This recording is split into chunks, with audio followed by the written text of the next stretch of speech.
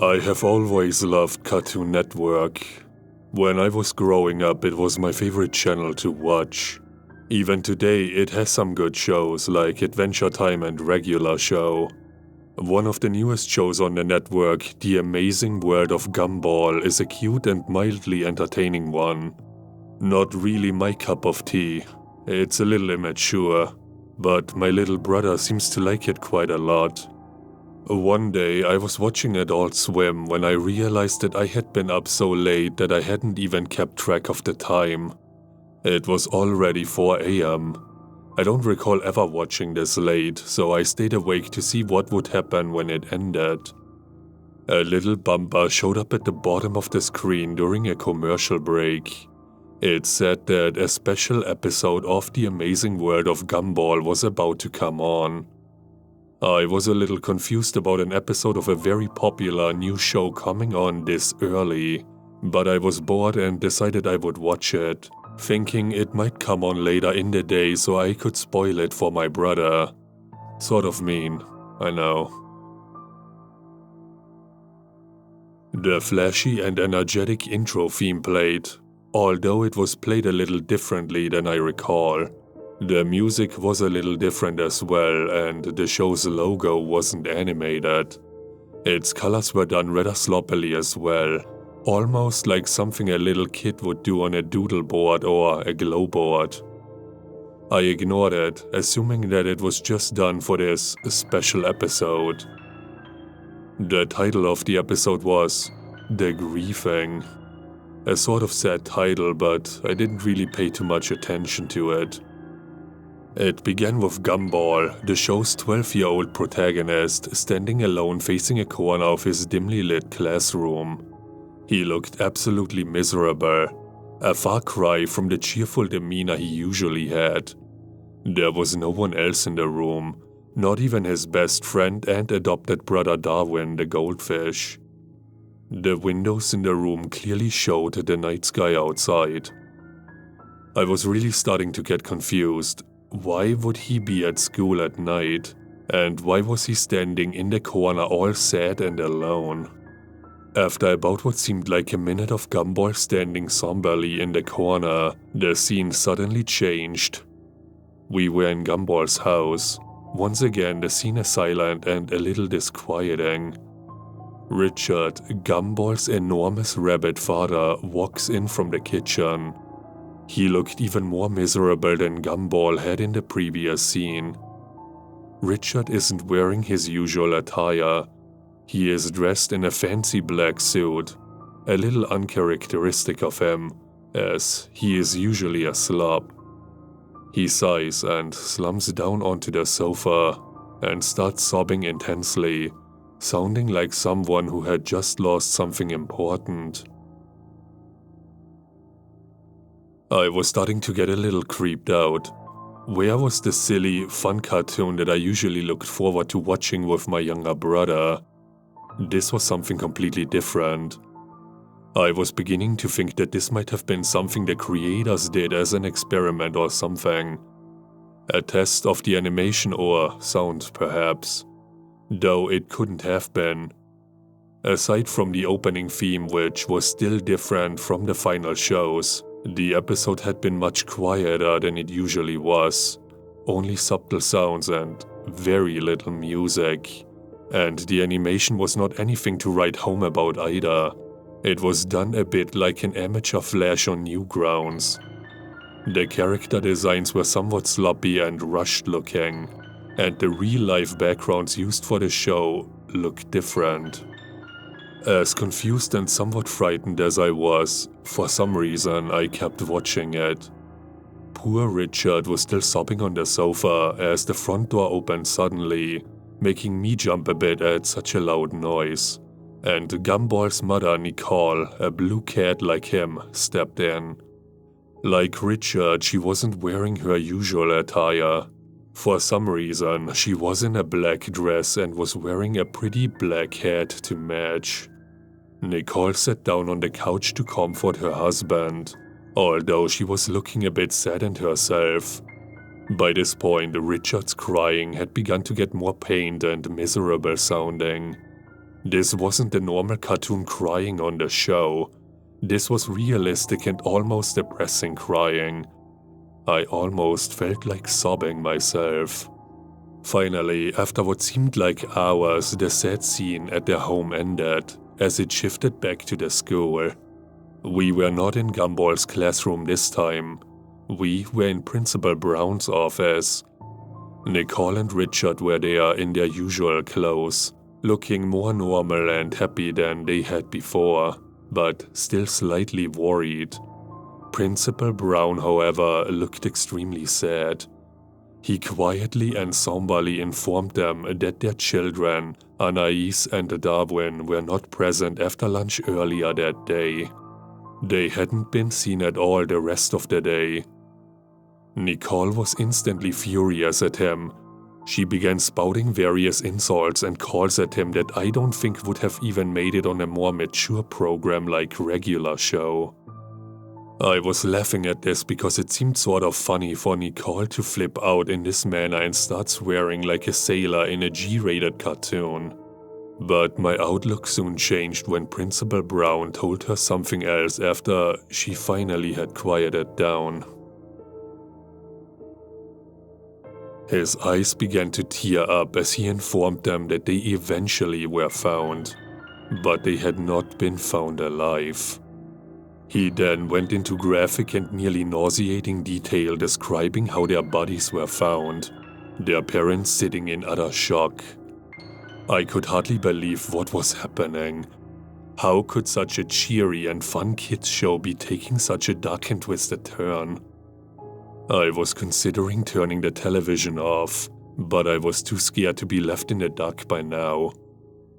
Nearly frozen by fear and disturbed intensely at the terrible things that he was saying. Another flashback. The scene was earlier that day, and the animation in this scene was even worse than earlier. I don't remember it very clearly, but I think he began his recollection by saying that the school had called the police department when they first turned up missing, believing that the kids had simply ran off and decided to skip school. They said it was very uncharacteristic of both Darwin and Anais to go skipping school like delinquents. Darwin was a little naive and a bit ditzy, but he was a good kid and wouldn't have even dreamed of doing something like that, and Anais was even less likely to run away. She was a straight A student despite being only 4, which also troubled the police, seeing as a defenseless 4-year-old little girl was missing, as well as an older brother. The school had been thoroughly checked, so the police started to search the heavily wooded area outside of the school. It took little time for the police to discover the horrifying fate of Anais. In a small clearing outside of the school, Anais's head was found in a small box. You likely would have expected something like that to be shown in the show's cutesy art style, but it was nothing like that at all. Realistic blood covered the box inside and out, while Anais's head was done in the normal style, but was drenched in blood and some other fluids. Not all of them hers, apparently. There was a note in the box, seemingly written in her blood.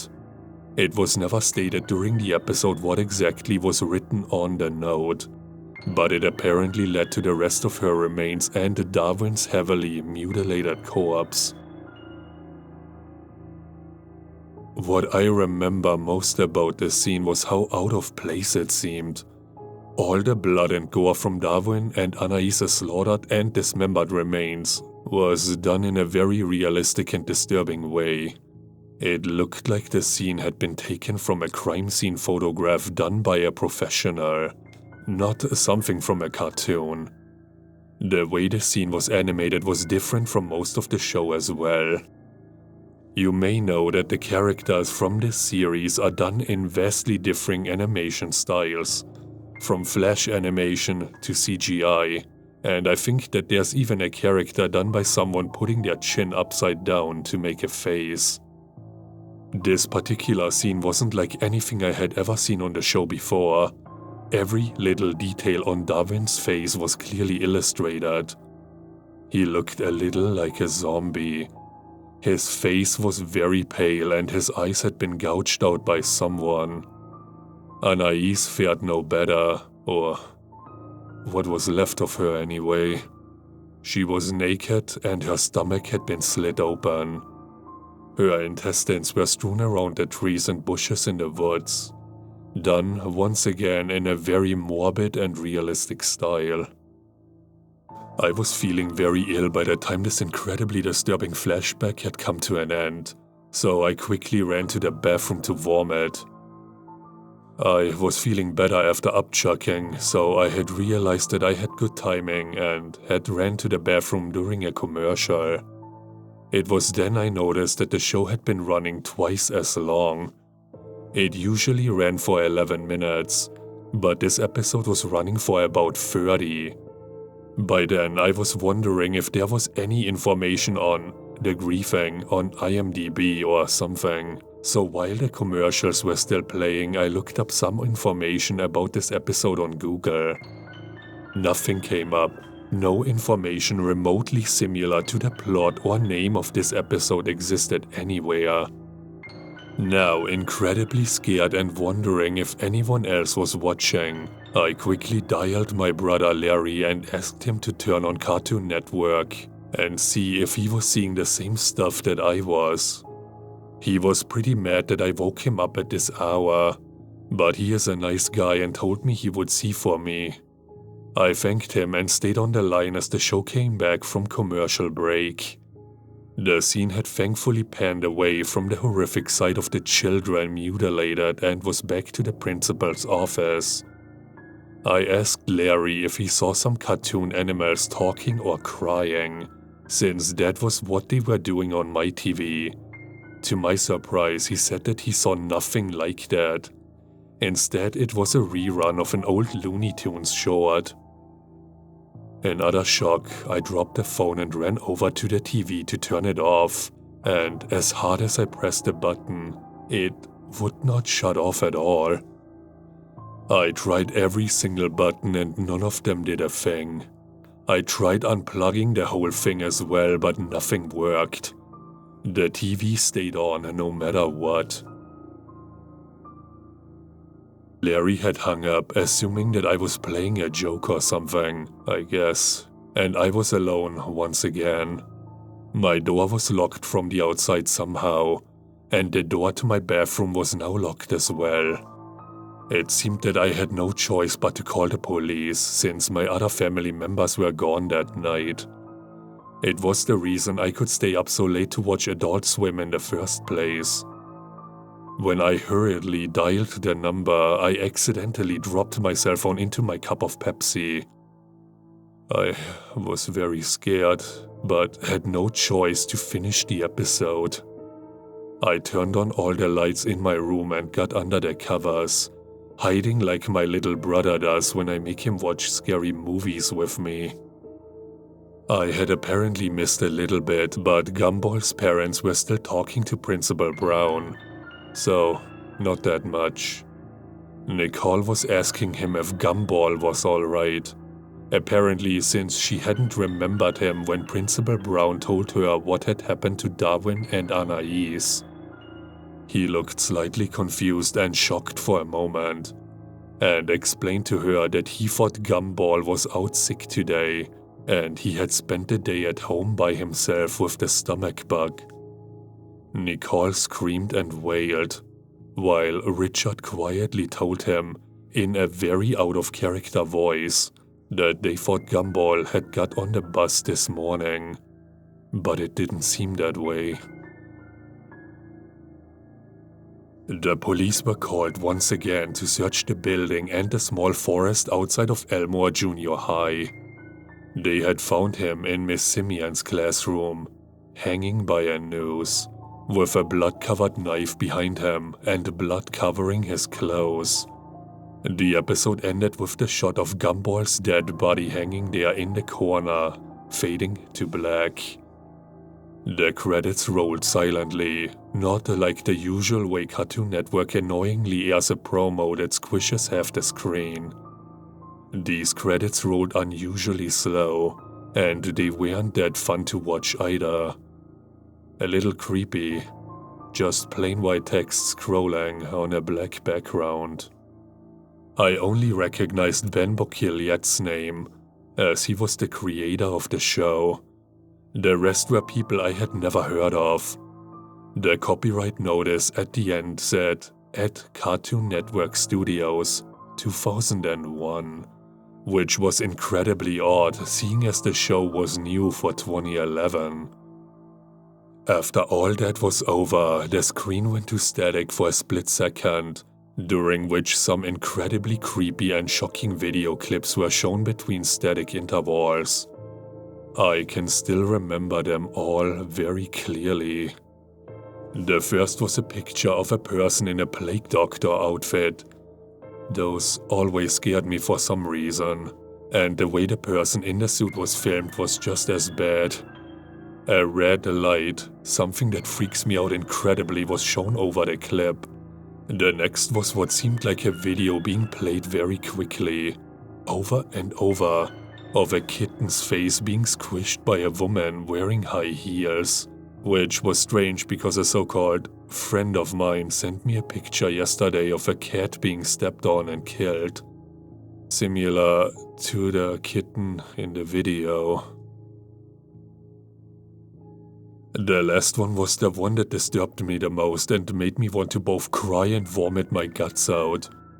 It was my little brother, or at least a small child who looked very similar to him, being shot in the face by a person who looked like my father. You could clearly see the child's brains and blood splatter on the wall. I began to sob uncontrollably after the traumatizing clip. So much so that I passed out.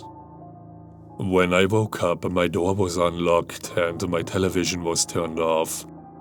I went to call the police on the home phone in my kitchen and report that I had seen some very disturbing things on TV and that my doors had been locked.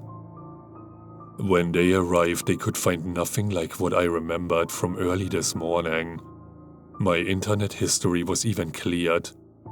They were angry at me and just assumed that I had had a bad nightmare, when I was sure I had not. Thankfully, one of the officers felt bad for me and took me out to a small diner, so I could recollect my thoughts. At the diner, I remembered that my family was out visiting my aunt, and they were supposed to be back by noon or so. It was already 11, so the officer and I drove back only to find a whole squad of police cars and even some government agents at my house. They explained to me that my little brother was missing and that my mother and father were major suspects. I was freaking out and trying to tell them about the disturbing clip of the boy who looked like my brother being shot in the head, but they wouldn't listen. I stayed with my older brother, Larry, who wouldn't believe me either, still insisting that all he saw was an old Looney Tunes cartoon, and nothing at all creepy or weird. The cops eventually told me that they would contact Turner Broadcasting and tell them about the incident. A representative of Turner Broadcasting came to my cousin's house to talk to me in private about what I had seen and experienced that night. He was very kind, but it all seemed a little like some sort of front. After I could tell him all I remembered, he agreed to play back that day's programming from when the incident with the disturbing Gumball episode had occurred. To my shock, all that was airing at that time was an old Looney Tunes short. Nothing more, nothing less. I hysterically sobbed and moaned that what I had experienced and seen was completely real, but no one listened. Eventually, I discovered that Ben Bokielet had a Twitter account, so I sent a message about the episode. And this was the reply I got. One thing, how in the heck did you find that? I never, ever thought I would think about that old shame again. Don't tell anyone this, Sarah, but the Amazing World of Gumball goes back further than you know. I used to have a really boring job as a teen, and I sketched little drawings of the Watersons and friends. The episode you saw was never supposed to be seen by anyone but me and a few friends of mine. It was a very, very awful thing to do. But we made the episode as a joke. A guy from my old job who everyone hated had lost a child to a crazed serial killer, who is apparently still out there somewhere. Anyway, we made it so we would make fun of how he came into work usually, crying like a fool, which is why you saw Mr. and Mrs. Watersons cry so much in the episode.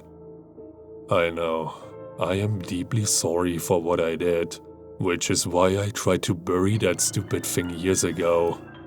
Literally, I went out into the countryside with my mates and dug a hole and buried it. What I don't get though is how you describe the blood and guts and stuff. We didn't have any scene with Darwin and Anaise's bodies being found. All that happens in the episode is the parents are informed of the kids being found dead, and them crying like crazy. We didn't even draw anything in the episode like that at all. We are not that sick. Now, this is my theory. The lunatic who killed the man's child found the tape we buried, watched it and heavily edited it. Then he hijacked the local TV station near somehow and got the episode to air on your local Cartoon Network station. Now, why your brother couldn't see it? I have no idea. Why, it seems you are the only one who saw it. I have no idea either. Sorry, but I just don't know. Now for the explanation you have been waiting for. The clips at the end. I don't know. I don't. I am deeply sorry. From the bottom of my heart, but I don't know why those clips were aired. I just don't. I am sorry. I really am. But me and my mates are just the ones who made those scenes with Richard and Nicole crying. That's it. I am so sorry, Sarah. I am so deeply sorry for that. Best wishes, Ben Bocquelet, and everyone involved with the Grieving.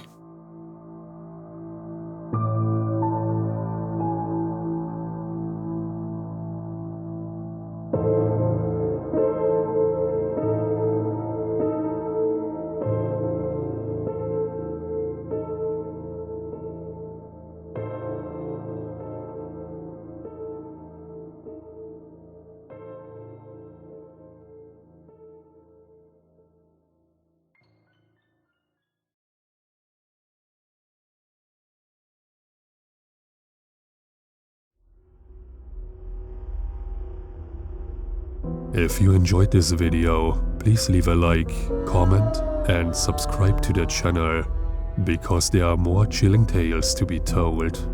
Also check out my other social media profiles. The links for those are down in the description. Thanks for listening.